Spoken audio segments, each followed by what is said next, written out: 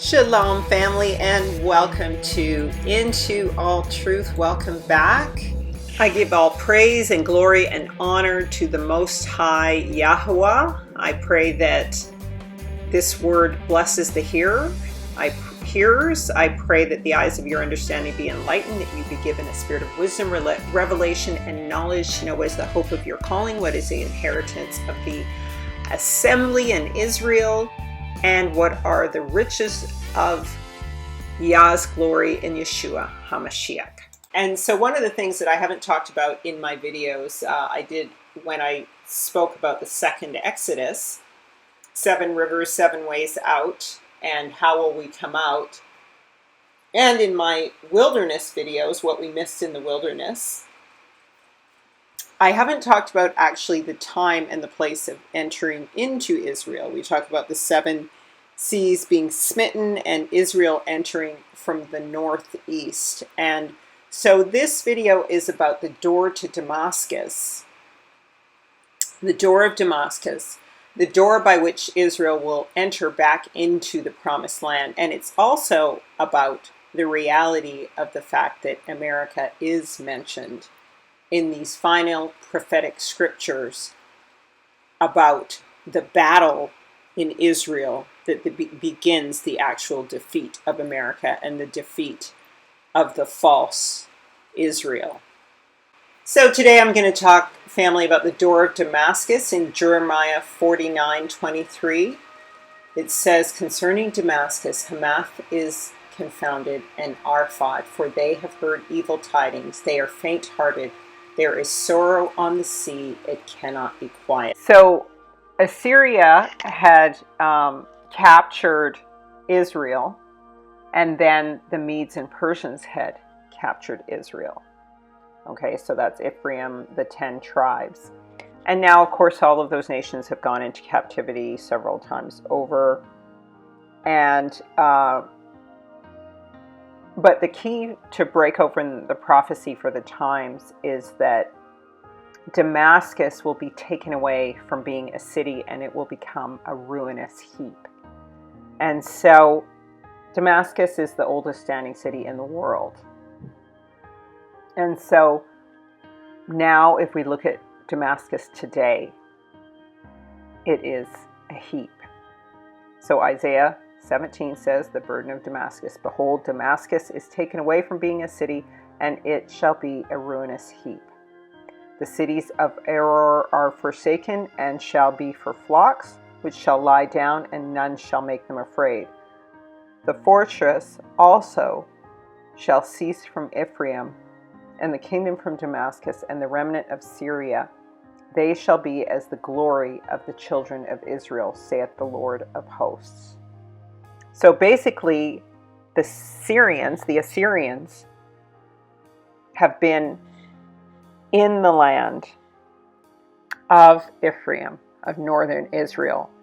And what happened to Israel, northern Israel, will happen, and it is happening to Assyria, to the Syrians. They've been taken into captivity. They've been refugees to Europe, heading to Greece, just like the Israelites were heading northwards, heading to America. They've gone all of those routes recently, and their economy was toppled because they had an independent bank. So of course, that's not permissible in this global system. So now Assyria is becoming like the glory of the children of Israel, which was deposed and thrown down. Okay? So now that Damascus has become a ruinous heap, it is now time for this war to begin, for Iran and Russia to run in and begin to fight against America and Israel. And so the Jeremiah 49:22-29 prophesies the destruction of Edom and Esau and Bozrah. So Zechariah 9 says, the burden of the word of the Most High in the land of Hadrach and Damascus shall be, the rest thereof, when the eyes of man, as all the tribes of Israel, shall be toward the Most High. Okay, so that's basically, this scripture is saying that the word of the Most High in Damascus shall be the rest thereof, when the eyes of man and the tribes of Israel shall be towards the Most High. So Damascus is the sign for the peace, the doorway, the entrance into Israel for the true people of Israel. And so it's a sign of peace, but it's also a sign of their destruction. So here is some images from the Guardian of Syria's heritage in ruins, before and after pictures. So I guess around 2013, 2014, the bombing and destruction of Syria killed over 130,000 people. And then these images reveal it being laid waste. So here's a corridor, 2007 compared to 2013. And it has about 2,500 years of history that was destroyed. This is a hospital, which then became bombed out. Some of the main streets in Homs, 2011 above, 2014 now. So it will be destruction for Damascus and Tyrus and Hamath and Zidon, but a sign of peace for Israel and the rest of the world, the coming peace. And Hamath also shall border thereby, Tyrus and Zidon, though it be very wise. And Tyrus did build herself a stronghold, and heaped up silver as the dust, and fine gold as the mire of the streets. Behold, the Most High will cast her out, and he will smite her power in the sea, and she shall be devoured with fire. And Ashkelon shall see it, and fear, and Gaza also shall see it, and be very sorrowful. And Ekron, for her expectation, shall be ashamed. And the king shall perish from Gaza and Ashkelon, and shall not be inhabited. And here's another aspect of this. A bastard, a mixed race, shall dwell in Ashdod as it is now, and I will cut off the pride of the Philistines. So what we know from this is that the Philistines are the ones who dwell in these lands, in Ashdod, the arch enemies of Israel, the Philistines. And, you know, a lot of Moris speculate that this is Esau's seed mixed in, and nonetheless, in this example, this is a bastard, even if it's Esau. But more to the point, this is the fallen seed. What the word says here is, and I will take away the blood out of his mouth, and his abominations from between his teeth. But he that remaineth, even he shall be for our power, and he shall be as a governor in Judah, and Ekron as a Jebusite. And I will encamp about mine house because of the army, and because of him that passeth by, and because of him that returneth. So that's Israel returning, and Israel being encamped about by Yah. And no oppressor shall pass through them any more, for now have I seen with my eyes. So, to start with, this is the Assyrian Empire, which existed from about 900 to 607 BC. And the Assyrians led Israel, the 10 tribes, into captivity, and Israel was scattered beyond that. They were never able to completely return to Israel, although a remnant did return. And as a consequence, Syria, or Assyria, which is now called Assyria, right? Because in the past it was called the Assyrian Empire. Today it is called Syria. So it wasn't until the avenging of Yah against Assyria that the 10 tribes could be avenged and balanced and able to turn back to Yah. And so the fall of Damascus is the first domino piece to fall to trigger the end of times. And so this is why this scripture 49:23 concerning Damascus, Hamath is confounded, and Arphad, for they have heard evil tidings, they are faint-hearted, and there is sorrow on the sea, it cannot be quiet. So Amos, so the book of Amos says, Amos 1:2, the Most High will roar from Zion and utter his voice from Jerusalem, and the inhabitants of the shepherds shall mourn, and the top of Carmel shall wither. Thus saith the Most High, for 3 transgressions of Damascus, and for 4 I will not turn away the punishment thereof, because they have threshed Gilead with threshing instruments of iron. And remember, I keep talking about the Iron Kingdom, the Iron Man in the movie Endgame, Avengers, the Iron Kingdom in Game of Thrones. Amos 1:4 says, but I will send a fire into the house of Hazazel, which shall devour the places of Ben-Hadad.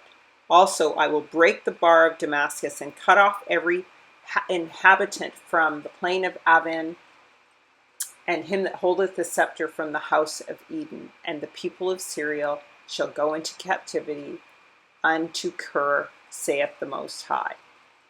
And so, again, like I said, there was not a full returning of the 10 tribes, even at the time of Yeshua, because the full punishment of the Syrians had to fall. So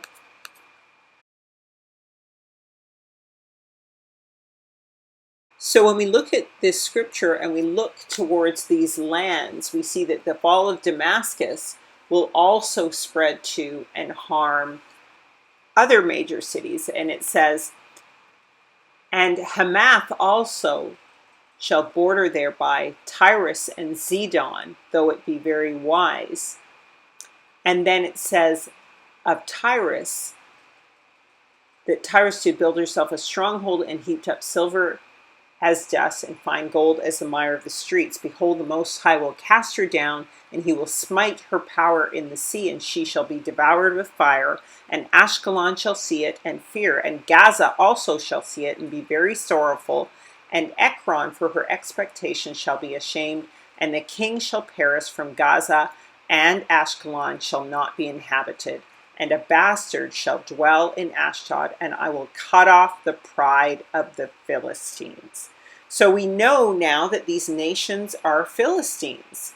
And so we can see from the map that we just looked at where they are dwelling, and that this is a people, the Assyrian people, that Yah shall cut off by an army.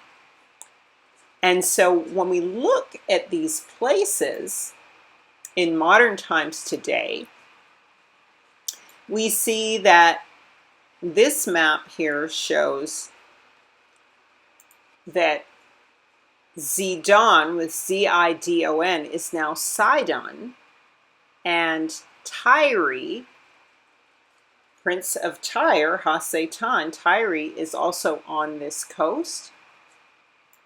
And we go further down, and we see that Ashdod is in Israel, near Jerusalem, Yerushalayim. And Ashkelon is also further down, and Gaza. So this whole area is doomed for destruction in a war. And when we look at where Russian, Chinese, and Iranian troops are residing in Syria, this is where they are residing, over across on the Assyrian border. And these are all old Palestinian cities. So there are 6,500 Chinese troops in Syria. There are 65,000 Chinese troops in Syria. There are 65,000 Iranian troops in Syria, and there are around 65,000 Russian troops currently in Syria. And there has been bombing from Israel into Syria by the Israelis. And recently, Japan went to go to talk to Iran regarding peace. And so I'll just give you some current news stories about what is going on there.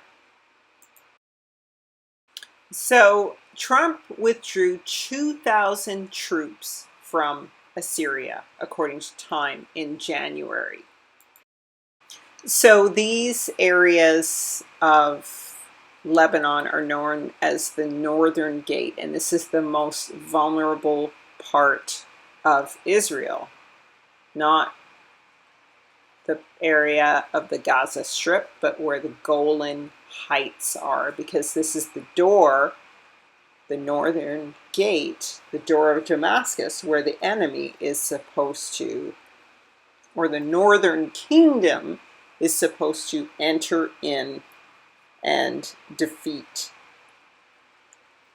another king who is supposedly defending Israel. So currently, this is just kind of reiterating what Scripture is already saying here. For the first time in 40 years, a Japanese prime minister has arrived in Tehran to meet with Iranian officials. So Prime Minister Abe is using the trip to warn both the United States and Iran to cool their heels before the situation gets out of control, not just between the two countries, but especially with what's going on with the fighting in Yemen as well, where Iran is on one side, Saudis are on the other, U.S. is on the other. It's a story that bears covering. Meanwhile, there's something else that's going on in the region. So Syria, we got this information late last night and have been following up on it. Syria is confirming that last night it had to shoot down a number of Israeli missiles to stop attacks that were incoming. By the way, I want to show you something. Take a look at this map that we put together for you. And we did it right there geographically. There have been 6 major incidents between Israel and Syria in the last 3 months. April 13th, Syria intercepts an Israeli strike in Hama. June 3rd, Israel bombs an Iranian base in Homs. May 17th, Syria intercepts an Israeli strike on Damascus. May 28th and June 2nd, Israel hits targets in Quneitra. June 12th, Syria intercepts an Israeli attack. Joining us now is former Pentagon official Michael Maloof. You people know more about this area than the gentleman you're about to hear from here. Is this thing escalating? And if so, to what end? No, it's definitely escalating. That's why you're seeing someone like Prime Minister Abe of Japan rushing there, because there is a crescendo building. And you're seeing the fact that separately of all this, Trump is pushing $8 billion to the Saudis. And what I'm really concerned about is that those arms, $8 billion in arms, going to the Saudis at a time that we're escalating with Iran, even though he's saying, yeah, I want to have a talk without conditions. Well, that doesn't fit into the mantra and message. So what's happening is that Israel is saying that they're strategically attacking these places to attack Iran, but they knowing full well that Russia is behind Iran, and so is China. So it's like they're trying to start a world war. And then the Prime Minister of Japan goes to go and meet with the leader of the Iranians, and then the Americans bomb the Japanese ships, or allegedly, and then claim that it's Iran that did it. Well, why would Iran be meeting with Japan while they bomb their ships? It doesn't make any sense at all. So basically, it's on. This world war seems to be starting up. But let's see what Scripture has to say about it. Well, first, in Daniel chapter 11, it talks about the king of the south at the time of the end. So it says, and at the time of the end shall the king of the south and the south is Put, Cush, Libya, push at him, and the king of the north shall come against him like a whirlwind with chariots, and with horsemen, and with many ships, and he shall enter into the countries, and shall overflow and pass over. So, we have indicated here the king of the south and the king of the north. So we know the south is basically Africa. And so that's like Ethiopia, Egypt, southern Africa. And then, of course, the king of the north is the most northern empire is Russia. So we have the north and southern kingdoms delineated coming towards Israel. So we have more clues in this scripture as to this troublesome attacking king. Now, what we've already said is that the northern king will be coming like a whirlwind against him, against the troublesome king, with chariots, horsemen, many ships, and he shall enter into the countries and overflow and pass over. So this isn't just Israel, it's all countries. This king will be coming like a whirlwind. And a whirlwind, in order to be stirred up, it comes from 4 different directions, from north, south, east, and west. So we've enumerated south and we've enumerated north. And so regarding the troublesome king, that is the king of the north is going to come against, it says he. And then it says, and he shall enter also into the glorious land, and many countries shall be overthrown. But these shall escape out of his hand. Even Edom and Moab, the descendants of Lot, Jordan, and the chief of the children of Ammon, the descendants of Lot. And he shall stretch forth his hand also upon the countries, and the land of Egypt shall not escape, but he shall have power over the treasures of gold and silver, and over all the precious things of Egypt, and the Libyans and the Ethiopians shall be at his steps, or follow at his heels, or be at his feet, be in submission to him. And so this is talking about the king who is the troublesome attacking king. And then it says, but tidings out of the east, that is Iran and China, and out of the north, that is Russia, shall trouble him. Therefore he will go forth with great fury to destroy and to utterly make away many.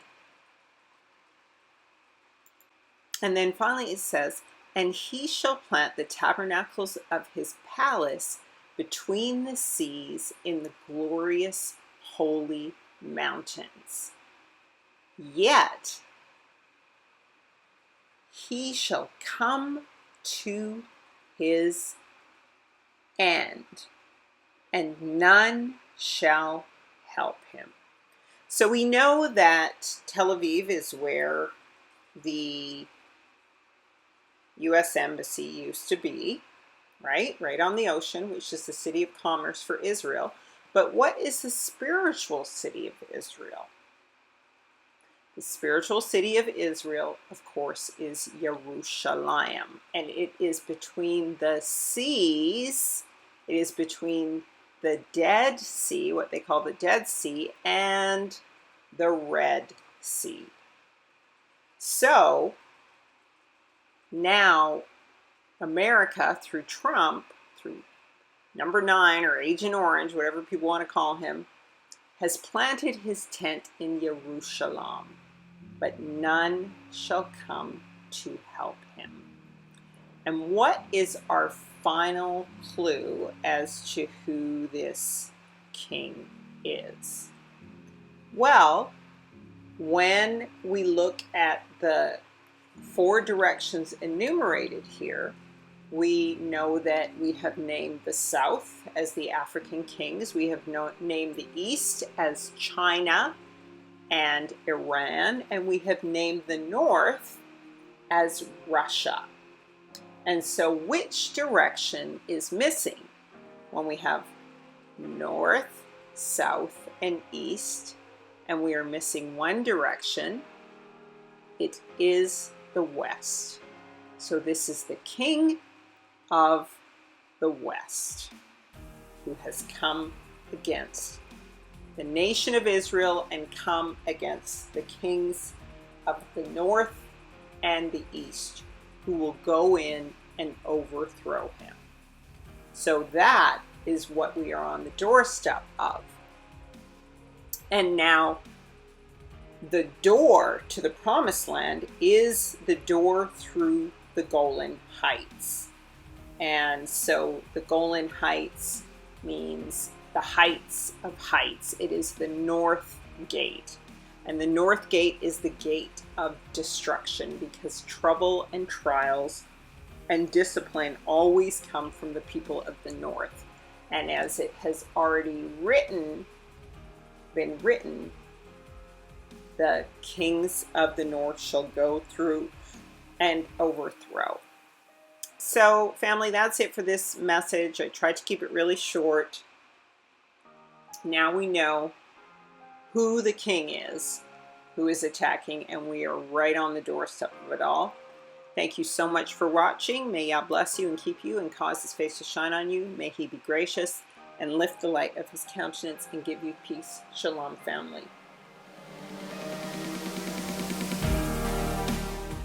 So now remember, today's Israel in Scripture in Revelation 11:18 is called Sodom and Egypt, where Yahweh was crucified.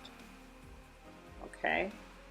So that is the Israel of the synagogue of HaSatan. Not yet true Israel and the remnant of Edom and the remnant of the Gentiles. Shalom.